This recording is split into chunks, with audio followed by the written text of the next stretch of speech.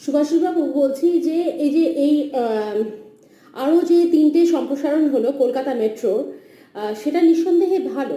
কিন্তু এই দিকে দেখা যাচ্ছে যে নিয়মিত প্রচুর ট্রেন কবি সুভাষ অবধি তো নয়, শহীদ ক্ষুদিরাম পর্যন্ত যাচ্ছে না, টালিগঞ্জেই লোকেদেরকে নামিয়ে দিচ্ছে।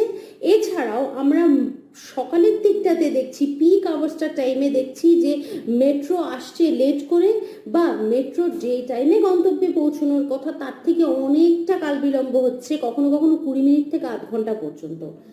এইটা কারণ হিসেবে আপনারা সংগঠনের পক্ষ থেকে কি মনে করছেন, যেটা আপনারা বারবার বলে আসছেন, যদি একটু বলেন।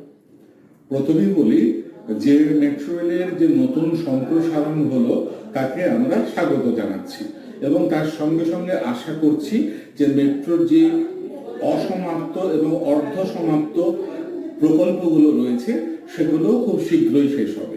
তার সঙ্গে সঙ্গে এটাও বলছি, যেটা বারবার আপনাদের মাধ্যমে, সকলের মাধ্যমে আমরা বলার চেষ্টা করেছি, যে মেট্রো রেলের কর্মী সংকট ভয়াবহ বললেও কম বলা হবে।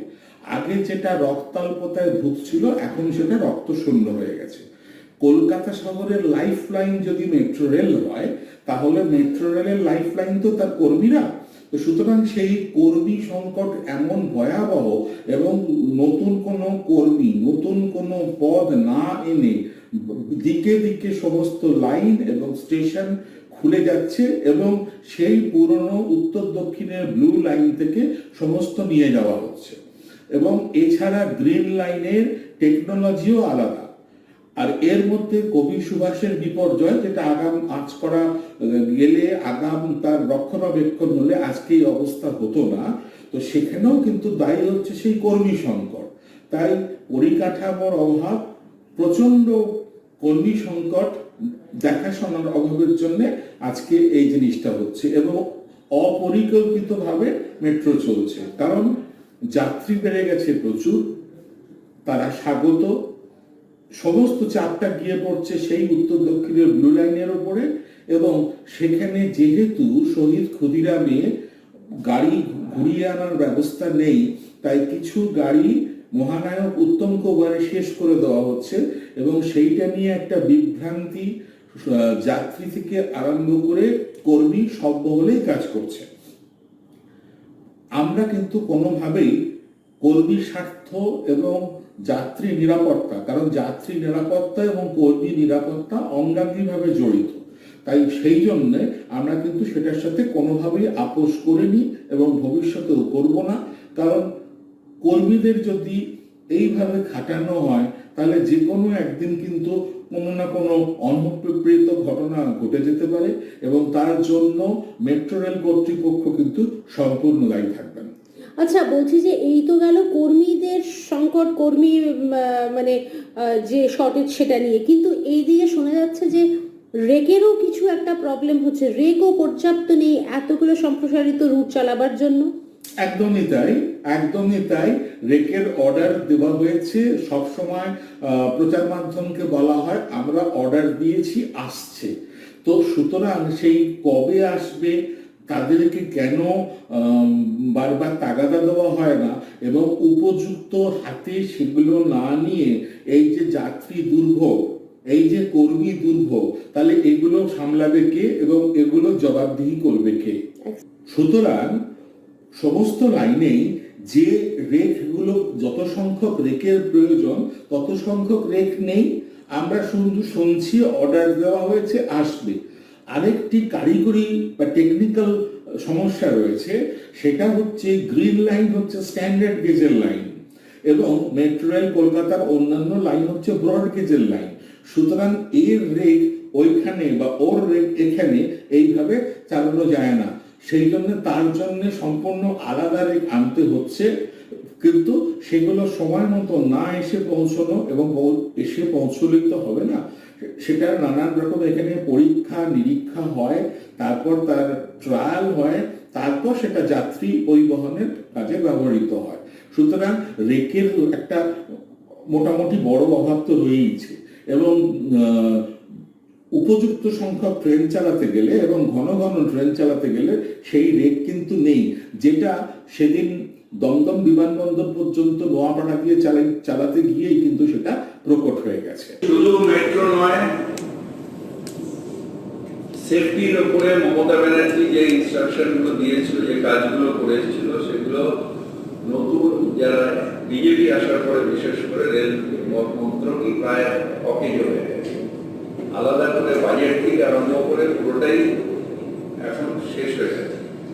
আপনারা যদি রেলের যাত্রী হন তাহলে এমনিও দেখবেন রেলের অবস্থা খুব খারাপ। আমি একদিন যাচ্ছিলাম, দেখলাম আরশোলা মানুষকে ঘুরে বেড়াচ্ছে।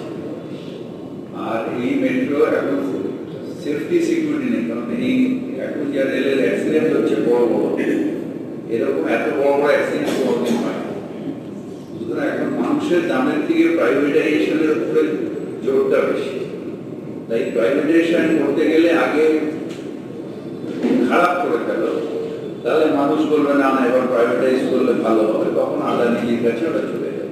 প্ল্যানেটে দুদিকেই, কারণ প্ল্যানেট থেকে চেঞ্জ হচ্ছে তো অফিস টাইম যখন হচ্ছে তখন মানে আইদার এখান থেকে আপনি এসপ্ল্যানেট যান বা আপনি অন্য দিকে থেকে এসপ্ল্যানেট আসুন, যেহেতু এসপ্ল্যানেটে সেখানে ভিড় হচ্ছে আর সেটা অফিস টাইমে কিন্তু মনে মানে হচ্ছে। 20 সেকেন্ডের পরে কি এই ভিড়টা বেশি হচ্ছে?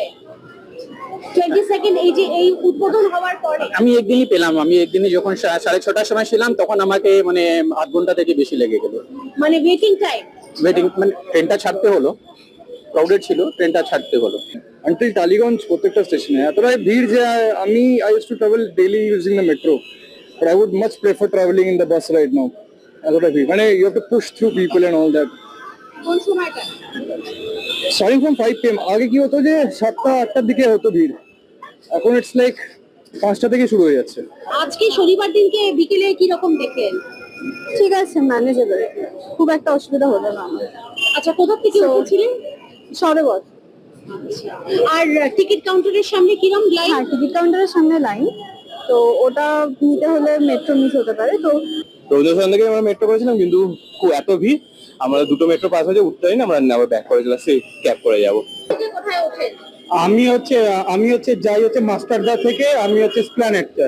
আচ্ছা, খুবই ভিড় পাচ্ছেন। হ্যাঁ, খুবই ভিড় হচ্ছে। ভিড় হচ্ছে, হ্যাঁ হচ্ছে, কিন্তু টাইমের ব্যাপার আছে, মানে অফিস টাইমে একরকম হয়, সকালের দিকেও তাই, 11টা পর্যন্ত একরকম, তারপর একরকম, এরকম হয়। মানে আপনি যে এখন আসলেন, এখন খুব ভিড় পেলেন কি? হ্যাঁ, মোটামুটি পেলাম, খুব ভীষণ ভিড় পাইনি, পেয়েছি।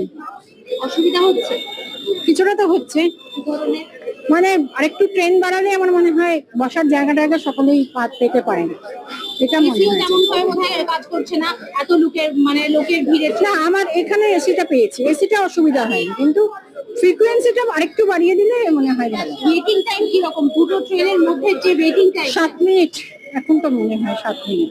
কালীঘাট থেকে মেনলি উঠি আমি আর কি। কালীঘাট থেকে উঠে আমি মেনলি নামি হচ্ছে আপনার ওই চাঁদদি, কখনো কখনো আমাকে যেতেও যেতে সময়ও যেতে হয়, তো মেসলি চাঁদদি এটার মধ্যে তাই দেখা যায় স্পেন অঞ্চল খুব ভিড় হয়। তো এইটাকে একটা টেক কেয়ার না করলে, যে মেট্রোর যে ঐতিহ্য যেটা ছিল, যে কমফোর্টটা আমরা পেতাম, তো সাধারণ যাত্রীর পক্ষে মানে খুব অসুবিধা হচ্ছে। আর টিকিট কাউন্টারের সামনে। তো আপনার না বলার মধ্যে মানে প্রচন্ড ভিড় হচ্ছে। আচ্ছা, আর ইস্টার্নের শিয়ালদার দিকে যাওয়া হয়েছে? এখন আমরা যাওয়া হয়নি, কিন্তু স্ট্যান্ডে নেমে বুঝতে পেরেছিলাম যে কি কন্ডিশনটা চলছে। আমি আসি বর্ণগর থেকে। আচ্ছা, কোনো ভিড় কিছু পাননি? ওইদিকে তো কিছু ভিড় পাননি? নর্মালি এখন ভিড় দেশে প্রচন্ড ভিড় হচ্ছে, সেরকম কি কিছু পেয়েছে? না না না, পাইনি। আপাতত আমি 2-3 দিন আসছি, পাইনি। এই সময়টা হয়তো সকালের দিকে অফিস টাইমে ভ্যারি করছে, আজকে স্যাটারডে হলে হয়তো এখন ফাঁকা।